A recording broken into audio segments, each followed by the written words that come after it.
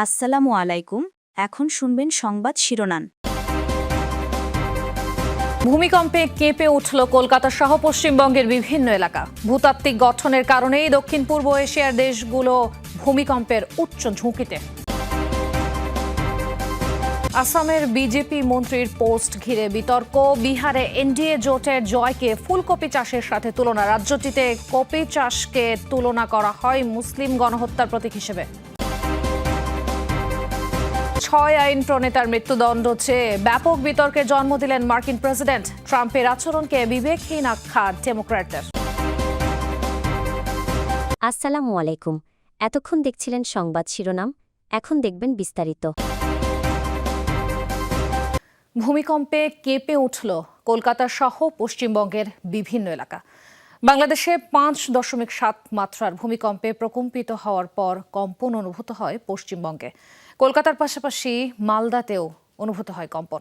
ভূমিকম্পের পরপরই ছড়িয়ে পড়ে আতঙ্ক। বাসাবাড়ি, অফিস সহ বিভিন্ন স্থাপনা থেকে বেরিয়ে খোলা রাস্তায় নেমে আসেন বাসিন্দারা।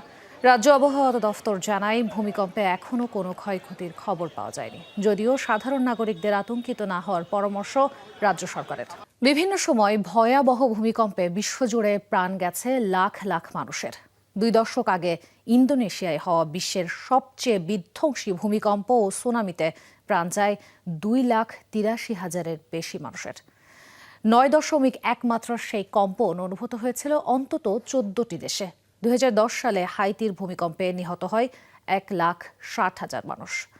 ভূতাত্ত্বিক গঠনের কারণেই দক্ষিণ পূর্ব এশিয়ার দেশগুলোর ভূমিকম্পের ঝুঁকিতে রয়েছে। 2004 সালে 26 ডিসেম্বর রীতিমতো তাণ্ডব নেমে এসেছিল ইন্দোনেশিয়ার সুমাত্রা আন্দামান দ্বীপপুঞ্জে। 19 মিনিট স্থায়ী 9.1 মাত্রার কম্পনে কেঁপে ওঠে ইন্দোনেশিয়া সহ 14টি দেশ, যাতে প্রাণ যায় 2,83,100 জনের। এটিকেই বলা হয় বিশ্বের স্মরণকালের অন্যতম ভয়াবহ ভূমিকম্প। 1 বছর পর আরেকটি বিধ্বংসী ভূমিকম্প অনুভূত হয় কাশ্মীরে। পাকিস্তান ও ভারত 2 দেশ নিয়ন্ত্রিত ভূখণ্ডেই 7.2 মাত্রার ভূমিকম্পে প্রাণ হারিয়েছিল 87,000-এর বেশি মানুষ। 2008 সালে চীনের সিচুয়ান প্রদেশে অনুভূত হওয়া ভূমিকম্পের মাত্রা ছিল 7.9। আনুমানিক 87,500 মানুষের প্রাণ নিয়েছে সেই কম্পন। নেপালে 2015 সালে স্মরণকালে শক্তিশালী 2টি ভূমিকম্পে প্রাণ হারায় প্রায় 9,000 মানুষ। ব্যাপক ক্ষতিগ্রস্ত হয়েছিল দেশটির 40% এলাকা। ভূমিকম্পের প্রভাবে বরফ ও ভূমিধস হয়েছিল এভারেস্টেও। ইতিহাস বলে বরাবরই অন্যান্য অঞ্চলের চেয়ে ভূমিকম্পে সবচেয়ে বেশি ক্ষতিগ্রস্ত দক্ষিণ পূর্ব এশিয়ার দেশগুলো। Sunda megathrust, Sumatra fault zone, Sagaing fault এবং প্রধান হিমালয় থ্রাস্টের মতো ভূমিকম্প প্রবণ ফল্টের অবস্থান এই অঞ্চলেই। বিভিন্ন সময় ভূমিকম্প তছনছ করেছে বিশ্বের অন্যান্য মহাদেশের অনেক দেশও। 2010 সালে আরেকটি বিধ্বংসী ভূমিকম্পে তছনছ হয় ক্যারিবিয়ান দেশ হাইতির বিস্তীর্ণ এলাকা। 1,60,000 মানুষ জীবন হারিয়েছিল সেই দুর্যোগে। বহু বাড়িঘর পরিণত হয়েছিল ধ্বংসস্তূপে, বাস্তুচ্যুত হয়েছিল লাখ লাখ বাসিন্দা। চলতি বছর কয়েক দশকের মধ্যে শক্তিশালী ভূমিকম্পে কেঁপে ওঠে মিয়ানমার। প্রাণ যায় কয়েক হাজার মানুষের। 7.7 মাত্রার সেই কম্পন অনুভূত হয় দক্ষিণ পূর্ব এশিয়ার অন্তত 7 দেশে। 2 বছর আগে স্মরণকালের অন্যতম ভয়াবহ দুর্যোগের সাক্ষী হয়েছিল তুরস্ক, সিরিয়া। 7.8 মাত্রার সেই ভূমিকম্পে তুরস্কেই 50,000-এর বেশি মরদেহ উদ্ধার হয়েছিল। সিরিয়ায় মেলে আরও 6,000 নিষ্প্রাণ দেহ। এছাড়াও ভূমিকম্প প্রবণ হিসেবে পরিচিত আফগানিস্তানে নিয়মিতই অনুভূত হয় কম্পন। চলতি বছর একাধিকবার ভূমিকম্প হয়েছে দেশটিতে, যাতে প্রাণ হারিয়েছে কয়েক হাজার মানুষ। বিহারের রাজনীতিতে এবার আলোচনায় ফুলকপি চাষ। সম্প্রতি বিজেপির এক মন্ত্রীর বিতর্কিত পোস্টে জন্ম দিয়েছে তুমুল সমালোচনার। রাজ্যটিতে বিজেপি জোটের জয়লাভকে কপি চাষের সঙ্গে তুলনা দিয়েছেন তিনি। নিছক কোনো পোস্ট মনে হলেও বিহারের ইতিহাস ফুলকপি চাষকে তুলনা করা হয়ে থাকে মুসলিম গণহত্যার প্রতীক হিসেবে, যার সাথে লেগে প্রায় 2,000 মুসলিমের রক্তের দাগ। ঘটনা শুরু এক টুইট পোস্টকে ঘিরে। বিহারের বিধানসভা নির্বাচনের ফল ঘোষণার ঠিক আগ মুহূর্ত। এক্স হ্যান্ডেলে ফুলকপি ক্ষেতের একটি ছবি পোস্ট করলেন আসামের বিজেপি মন্ত্রী অশোক সিংঘল। ক্যাপশন দিলেন, বিহার অ্যাপ্রুভস কপি ফার্মিং, যার অর্থ কপি চাষের অনুমোদন দিল বিহার।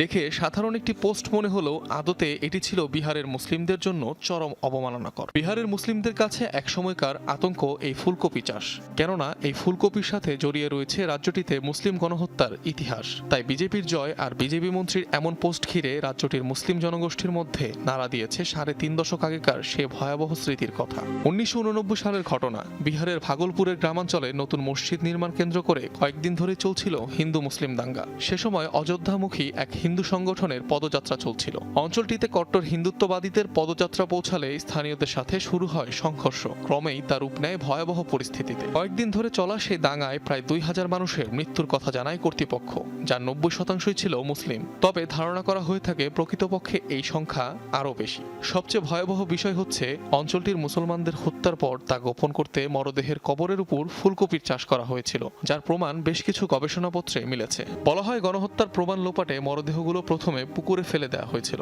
পরে সেগুলো তুলে মাটিতে পোতা হয়, তার উপর বোনা হয় ফুলকপির বীজ। দাঙ্গার প্রায় ১ মাস পর বিভিন্ন গণকবর থেকে উদ্ধার করা হয় শতাধিক মরদেহ, যার বর্ণনা উঠে এসেছিল দাঙ্গা থেকে বেঁচে যাওয়া স্থানীয়দের মুখে। এর আগেও মুসলিম বিদ্বেষ ছড়াতে ফুলকপি চাষের প্রসঙ্গ সামাজিক মাধ্যমে তুলে ধরে বেশ কিছু হিন্দুত্ববাদী প্ল্যাটফর্ম। বিহারের জাতিগত সমীকরণ বদলে দেয়া সেই দাঙ্গা আজও ভাগলপুরের বাসিন্দাদের স্মৃতিতে তাড়া দিয়ে বেড়ায়। এখনও কপি চাষ তাদের কাছে ভিন্ন অর্থ বহন করে। দক্ষিণ আফ্রিকায় অনুষ্ঠিতব্য এবারে G20 শীর্ষ সম্মেলনে যোগ দিচ্ছে না যুক্তরাষ্ট্র। অংশ নেবেন না প্রেসিডেন্ট ডোনাল্ড ট্রাম্প। তার পরিবর্তে কোনো মার্কিন কর্মকর্তাকে পাঠানো হতে পারে সম্মেলনে। বিষয়টি নিশ্চিত করেছে হোয়াইট হাউস। কয়েকদিন আগে G20 সম্মেলন বর্জনের ঘোষণা দেন মার্কিন প্রেসিডেন্ট। দক্ষিণ আফ্রিকার শ্বেতাঙ্গ কৃষকদের ওপর সরকারের দুর্ব্যবহারের অভিযোগ টেনে তিনি এমন সিদ্ধান্ত নেন। দাবি করেন দেশটির শ্বেতাঙ্গরা হত্যারও শিকার হচ্ছে। ২২ ও ২৩ নভেম্বরে প্রথমবারের মতো দক্ষিণ আফ্রিকায় অনুষ্ঠিত হতে যাচ্ছে G20 শীর্ষ সম্মেলন। এতে যোগ দেবেন চীন, ফ্রান্স, কানাডা ও ভারত সহ কয়েকটি দেশের নেতা। নাইজেরিয়ায় খ্রিস্টান সম্প্রদায়ের সুরক্ষায় দেশটির ওপর চাপ বাড়ানোর পরিকল্পনা করছে ওয়াশিংটন। এ লক্ষ্যে নিষেধাজ্ঞা আরোপ ও সন্ত্রাস বিরোধী অভিযানের মতো পদক্ষেপগুলো বিবেচনায় রয়েছে বলে জানিয়েছেন পেন্টাগন। এর আগে চলতি মাসের শুরুতে নাইজেরিয়ার খ্রিস্টানদের ওপর হামলার অভিযোগ তুলে সামরিক হস্তক্ষেপের হুমকি দেন মার্কিন প্রেসিডেন্ট ডোনাল্ড ট্রাম্প। তবে এই অভিযোগ অস্বীকার করে নাইজেরিয়া প্রশাসন। তাদের দাবি, দেশের জটিল নিরাপত্তা পরিস্থিতিকে ভুলভাবে তুলে ধরছে যুক্তরাষ্ট্রের এমন মন্তব্য। পাশাপাশি ছোট করছে ধর্মীয় স্বাধীনতা রক্ষায় সরকারের ভূমিকাকেও। ৬ ডেমোক্রেট আইন প্রণেতার মৃত্যুদণ্ড চেয়ে এবার ব্যাপক বিতর্কের জন্ম দিলেন মার্কিন প্রেসিডেন্ট ডোনাল্ড ট্রাম্প। তাদের প্রকাশিত এক ভিডিওকে কেন্দ্র করে এই আইন প্রণেতাদের রাষ্ট্রদ্রোহীও আখ্যা দিয়েছেন তিনি, যার জেরে বিরোধীদের তুমুল সমালোচনার মুখে পড়েছেন মার্কিন প্রেসিডেন্ট। হোয়াইট হাউস অবশ্য বলছে এই আইন প্রণেতারা শাস্তিযোগ্য অপরাধ করলেও ট্রাম্প বাস্তবে তাদের মৃত্যুদণ্ড দিতে চান না। ক্ষুব্ধ হয়েই এমন প্রতিক্রিয়া করেছেন তিনি। বিতর্কের শুরু এই ভিডিও নিয়ে, যাতে দেখা যায় ডেমোক্রেটিক পার্টির ৬ আইন প্রণেতা মার্কিন প্রেসিডেন্ট ট্রাম্পের নির্দেশ অমান্য করতে আহ্বান জানাচ্ছেন সেনা সদস্যদের। ওই ৬ আইন প্রণেতাই যুক্তরাষ্ট্রের সামরিক এবং গোয়েন্দা সংস্থার সদস্য ছিলেন। মূলত দেশটির বিভিন্ন অঙ্গরাজ্যে অবৈধ অভিবাসী বিরোধী অভিযানের জন্য ন্যাশনাল গার্ড মোতায়েনের প্রতিবাদ করে আসছে ডেমোক্রেটরা, যার জেরে বানানো হয়েছে এই ভিডিও। নিজের আদেশ অমান্য করার আহ্বান জানিয়ে বানানো ভিডিওকে ভালোভাবে নেননি ট্রাম্প। ৬ আইন প্রণেতাকে রাষ্ট্রদ্রোহী আখ্যা দিয়ে দাবি করেছেন তাদের শাস্তি হিসেবে মৃত্যুদণ্ড হওয়া উচিত। ট্রাম্পের ওই মন্তব্যের ক্ষুব্ধ প্রতিক্রিয়া দেখাচ্ছে ডেমোক্রেটরা।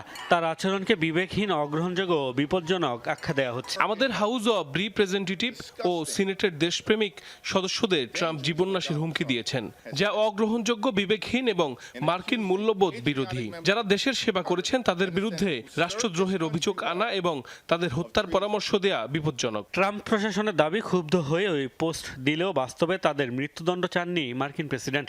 পাশাপাশি ডেমোক্রেট নেতাদের বিতর্কিত ভিডিওর সমালোচনা করেন হোয়াইট হাউসের মুখপাত্র ক্যারোলিন লেভিট। বলেন, কংগ্রেস সদস্য হয়েও তারা সহিংসতাকে উস্কে দিয়ে শাস্তিযোগ্য অপরাধ করেছেন। আমাদের সেনাবাহিনী শৃঙ্খলা ভেঙে গেলে বিশৃঙ্খল পরিস্থিতি তৈরি হতে পারে। সংবিধান মেনে চলার শপথ করার পরও আপনারা সহিংসতাকে উস্কে দিচ্ছেন। আপনারা যা করছেন তা শাস্তিযোগ্য অপরাধ।